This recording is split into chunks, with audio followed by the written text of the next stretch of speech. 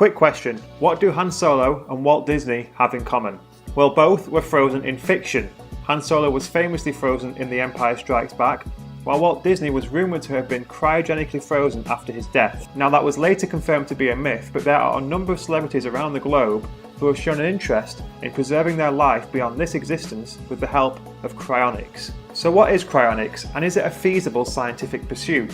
Well, cryonics involves storing a human body at extremely low temperatures in order to preserve it, in the hope that one day medical technology will be so advanced that that person can actually be revived and restored to their former glory. So we've all seen those images in science fiction of humans stored in cryogenic tanks. Well, a few thousand people around the world have actually gone a step further by signing up to be cryogenically frozen after death. And if you're interested, it's something that you can sign up for as well, provided you have a couple of $100,000 spare. But is it actually worth it? Will science ever be so advanced that cryonics becomes a feasible way of restoring yourself after death? Now, as a scientist, I've got to say I'm fairly skeptical about cryonics. However, it is worth noting that a form of cryonics is used routinely in labs today, and it does actually work. So scientists around the world have been cryogenically preserving cells for decades. It's something we do quite routinely, so if we're using cells in an experiment and we want to store some until we're ready to use them again, we can cryogenically preserve them. So what we do is we mix them with something that will protect them during freezing from things like ice crystals, which can pierce cells and kill them. So we add what we call a cryoprotectant, and as the name suggests, protects the cells during freezing. And we freeze them very slowly at a rate of 1 degree Celsius per hour and go all the way down to minus 191 degrees Celsius, store them in liquid nitrogen, and revive them by warming them to body temperature very quickly, and actually most of the cells survive this process. On top of this, cryonics is also used in vitro fertilization, so scientists can freeze an embryo, and I should state a very, very small early stage embryo. We're talking about not much more than maybe 120 cells. But they can store this in liquid nitrogen, at which point again it's revived to body temperature and implanted in the patient, and this can often lead to full pregnancy. So in principle, cryonics does work, but there is a massive difference between freezing a small amount of cells and freezing a full human body made of billions of cells organised into very complex tissues. So here's how it works in principle. Shortly after death, blood circulation and breathing are artificially restored.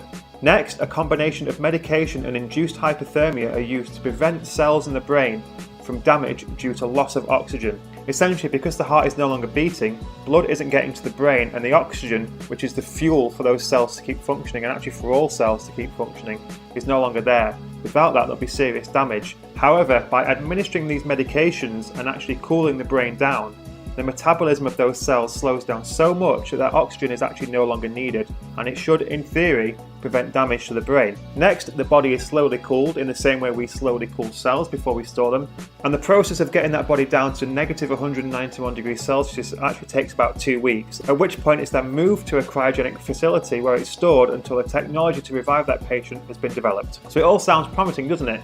But here's where it starts to fall apart for me. So we'll start with the obvious. The patient has to be dead before this process has even started, because you couldn't imagine the agony of being slowly frozen to minus 191 degrees Celsius while you're alive. That process alone would kill you. But let's say that it's 200 years in the future. The technology to cure whatever disease has killed you has been developed. That's great, but first, the scientist has to revive you and then cure death before they cure you. Now, medicine continues to advance. Diseases that were once killers are now obsolete, but death, that's a tough one to crack. And that's partly due to actually what happens to your body immediately after death. So we'll start with the heart. You've all heard of defibrillators. In fact, you've probably all seen them on TV shows or movies where they have a patient who seems to be dying. They jolt them with the shock of the defibrillator and their heartbeat is restored. Now, there's actually a common misconception that what those defibrillators are doing are bringing you back from the dead. But actually, in order for a defibrillator to work, there still needs to be some activity in the heart. There needs to be something to revive.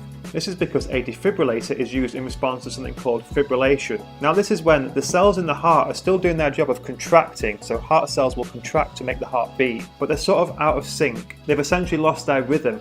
So they are contracting, but they aren't generating enough force for the heart to beat.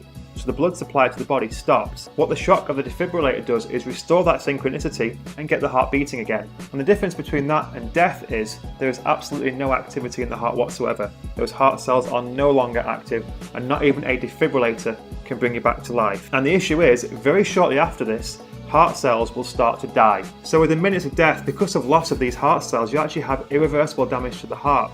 So that's the first big stumbling block in reviving a patient that's been cryogenically frozen. Another major barrier is the knock-on impact that this actually has on the brain. Now the brain is an extremely hungry tissue, in fact the most hungry in your body. It requires the most fuel.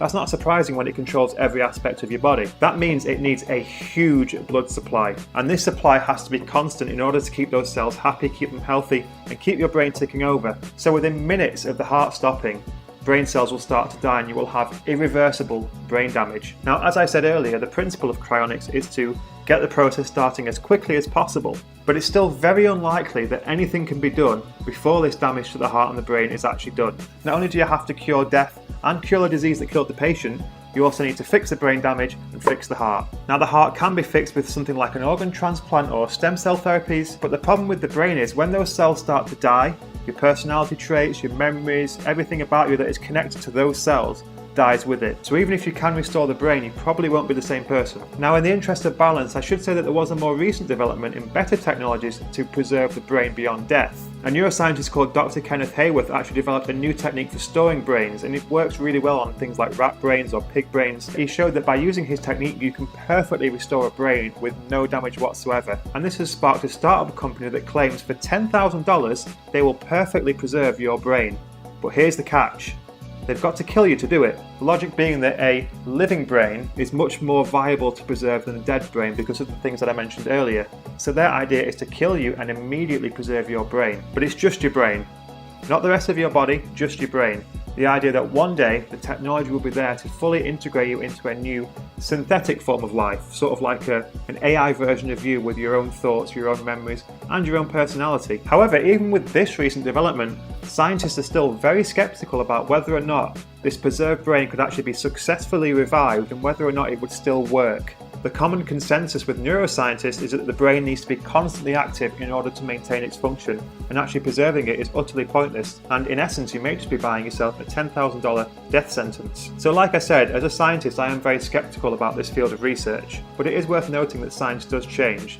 Things that we once thought were impossible are now done routinely in labs, so I must acknowledge that I can't completely rule out the idea of this one day being a feasible way to preserve your body. But in my opinion, I think there's much better ways to spend your $200,000, and actually I think we should be far more focused on trying to prolong life instead of trying to preserve it beyond death. However, if you are interested in being cryogenically frozen, I will leave a link in the description below, and if you use the code ScientistCorner, you'll get 10% off. So go down and click that link. I'm sure the referral code will work just as well as cryonics. And in the meantime, I hope you enjoyed the video, and if you did, make sure you click like, leave a comment to let me know, subscribe, and come and join me again in Scientist Corner.